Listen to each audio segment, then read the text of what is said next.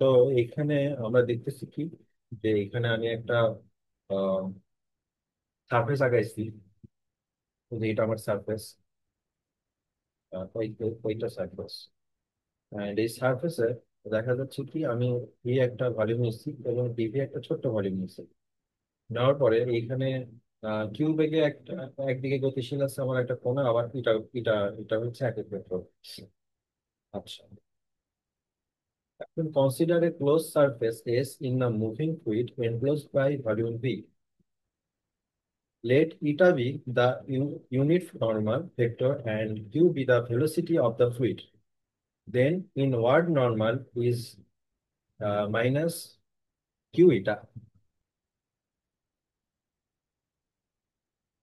অর্থাৎ আমার এখানে ভেতরের যে নর্মালটা সেটা কি মাইনাস কিউ এটা।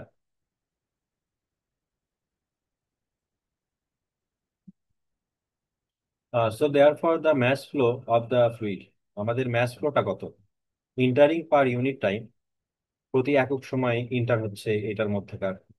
অর্থাৎ এই এরিয়াতে যদি আমি ম্যাস ফ্লো কাউন্ট করি তাহলে কত হবে, এখানে আসতেছে কত, যে মাইনাস কিউ ইটা রো ডিএস। তো কিউ ইটা রো ডিএস কিভাবে আসে আমি একটু উপরে দেখাচ্ছি। যে আমার কিউ কে যদি আমি ভলিউম ফ্লো রেট কল্পনা করি, ভলিউম ফ্লো রেট, তাহলে ভলিউম ফ্লো রেট মানে কি, একক সময়ে কতটুকু ভলিউম ফ্লো হচ্ছে। তো del V by del t, del V হচ্ছে ভলিউম, ডেল টি হচ্ছে টাইম। আচ্ছা, এরপরে আমরা কি জানি, ভলিউম সমান সমান আয়তন ইজ ইকুয়াল ক্ষেত্রফল গুণ উচ্চতা।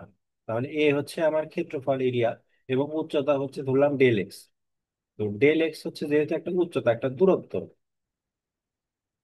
তো যেহেতু দূরত্ব এটা, আমরা জানি দূরত্ব সমান সমান বেগ গুণ সময়, তাই ভি ইন্টু ডেল টি লিখেছি, ভি ইন্টু ডেল টি। এবার আমার এই ডেল টি আর এই ডেল টি কাটা গেল, থাকলো কি এ ভি। অর্থাৎ আমার ভলিউম ফ্লো রেটটা হচ্ছে কত, এরিয়া ইন্টু বেগ, এরিয়া ইন্টু বেগ। এবং আমার ম্যাস ফ্লো রেট কত হবে, আমার mass flow rate is equal rho into Q.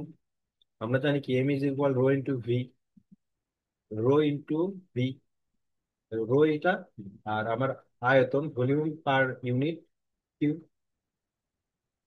ঠিক আছে, এখন আমরা কিউ সমান জানি কি এভি, তাহলে আমরা এখানে কিউ এর জায়গায় এভি বসাই দিই। তাহলে রো এ ভি। আচ্ছা, এইবার দেখেন এখানে যে আমার volume entering per rate, mass flow, mass flow অর্থাৎ আমার এই যে ম্যাস ফ্লো প্রতি ইউনিট টাইমে ইন্টার করতেছে এই সার্ভিসে কতটুকু। আমার এখানে দেখেন রো আছে, আমরা এম সমান কি জানি, rho into V. So rho এটা, এম সমান এই যে rho into Q, rho into Q. আচ্ছা, এই যে আমার রো, আর এখানে ডিএস টাকে আমি এরিয়া ধরতেছি, এরিয়াকে সংক্ষেপে ডিএস ইটা লিখছে, ইটা ডিএস, এটুকু আমার এরিয়া, ইটা ডিএস। আর কি হচ্ছে ভেলোসিটি, এই যে ভি, ভি হচ্ছে ভেলোসিটি।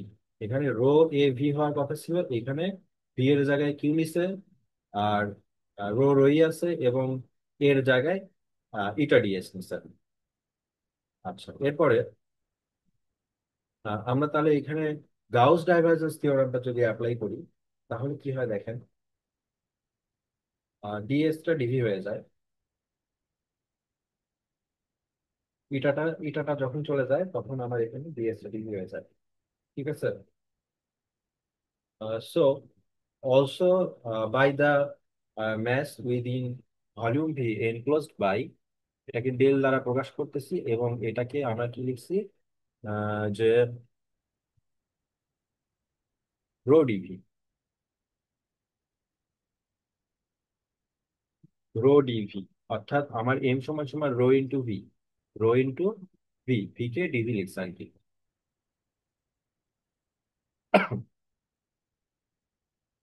আচ্ছা, এইবার but the rate of generation of mass within a given volume is equal to the net flow. এটা যদি রেট বের করি, রেট জেনারেশনটা কি, এটা আমার হচ্ছে net flow from the volume. So we have, তাহলে আমার যে রো ডিভিটা আছে সেই রো ডিভি কে যদি আমি ডিফারেন্সিয়েট করি তাহলে আমার রেট চেঞ্জটা পেয়ে যাব। তাহলে রেট চেঞ্জটাই আমার কি, এই যে প্রতি ইউনিট টাইমে যে ম্যাস ফ্লোটা ইন্টার করতেছে সেটার পরিমাণ, তার মানে আমি এটার সমান এটা লিখতে পারি।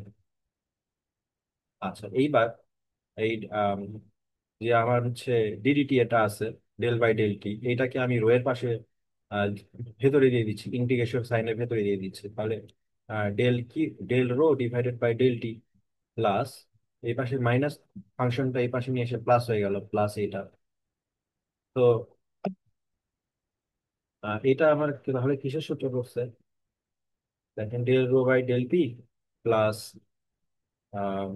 L into OQ is equal 0, which is the equation of continuity for viscous compressible fluid.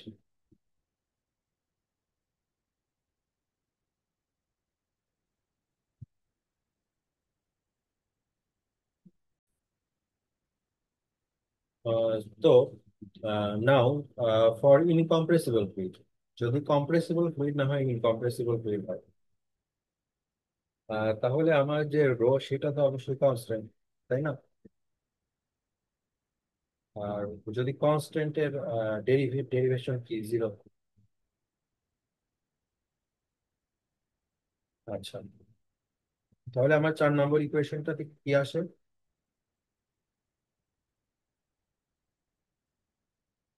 আমার del rho by del T, এটা জিরো, এটা আউট হয়ে গেছে, বাকি বাকি অংশটা আছে এখানে। তাহলে রো যেহেতু কনস্ট্যান্ট, রোটাও বাইরে বের হয়ে আসবে, রো যদি জিরো দিয়ে ভাগ হয়ে যায় আউট। তার মানে আমার আহ, এই যে grad into Q is equal zero, যেখানে গ্র্যাড ইকুয়াল এই যে এটা, আর কিউ ইজ ইকুয়াল এটা।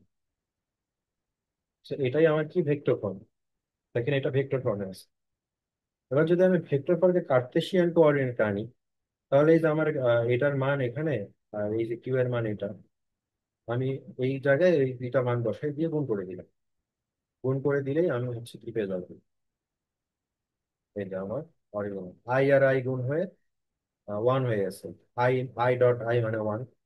এভাবে সবগুলো কি হয়েছে, এই ফর্মটা চলে আসে। এটাই আমার equation of continuity in Cartesian form.